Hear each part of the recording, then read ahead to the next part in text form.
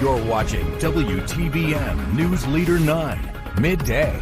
Now, why do we say yes so many times when we know we should have said, thank you so much for asking, but really, I can't? No. Are we being people pleasers? Now, Victoria Albina is the author of, take a look, this is her book, End Emotional Outsourcing to Overcome Your Codependent, Perfectionist, People-Pleasing Habits. Let's talk about it.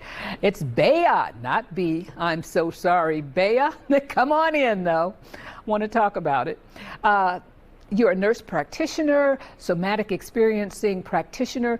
Now, this has led you to study what so many of us, if it's not all the time, it's sometimes, people-pleasing. Why do we do it? Yeah, so it isn't a character flaw. It's remarkable biology and psychology in action. Our nervous systems are wired to equate belonging and safety. Humans are pack animals. So if you grew up learning that keeping other people's happy with you was the way to stay safe and secure, that reflex became automatic in your nervous system. Someone asks you to do something for them, and the amygdala, or emotion center in your brain, kicks on to say, saying no is dangerous. Stress hormones rise, and all of a sudden, you're baking 4,000 cupcakes for the PTA while you've got a full-time job and a deadline tomorrow. Okay. Been there, done that. So, right? And when you're saying yes, you do kind of feel something like, why am I saying it, but I'm still saying it? So you say it's not a bad thing, it's a common thing. So what do we do?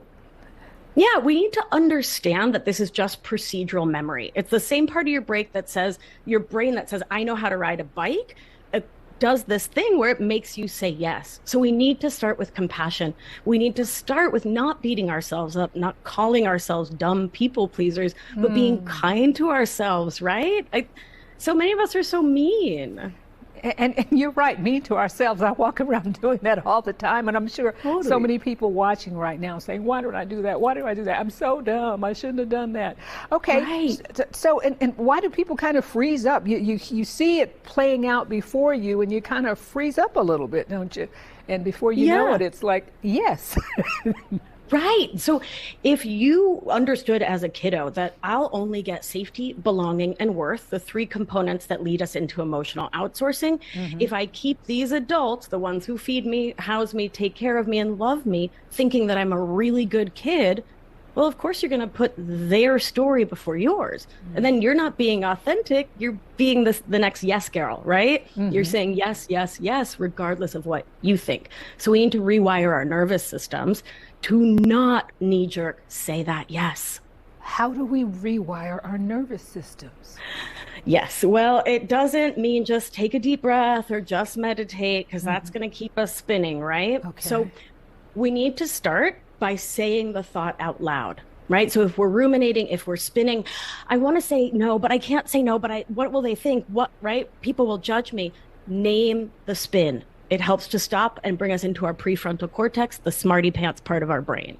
Orient your senses, look around, let your nervous system know, I'm an adult, I'm not 8 years old. It's safe to say no. Feel your feet on the ground, right? Press your feet into the ground to activate your parasympathetic nervous system. And then take that breath. Then take that breath. Yeah. That's how we start. Who should read your book? Because I'm thinking about relationships. A lot of times those early days in the relationship is yes, yes, yes, yes, yes. Yeah. Well, but so we've got to learn and grow together, I guess, into understanding that it's not going to always be yes. Huh? Agreed. I think everyone should read my book. My focus is on showing us how codependent, perfectionist, and people-pleasing habits are not flaws. They're survival codes that are wired into our nervous system, and we all need it because who amongst us has not been trained to put other people first? And we need the tools and skills to stop doing that so we can actually live from love and not resentment. Especially, like you said, in early dating. But honestly, I've been married a while. I think we all need this book, right? Wow. Before we go, at what age would you start teaching children about this phenomenon? What a great question. Or as soon as they can talk. right? Really honoring their yes and their no. Sometimes as a grown-up, you have to say, kiddo, we're putting the coat on, right? But honoring that they might have feelings about it and they get to express it, even though sometimes you have to make adult choices for them, like you have to wear shoes and you can't play on the street. Wow. Well, Bea, I tell you what, you must promise to come back another time and let's delve into this deeper. I'm sure this is connecting with a lot of people watching right now. I'd be honored. Thank you. My pleasure. Thanks for being with us today. Thank you.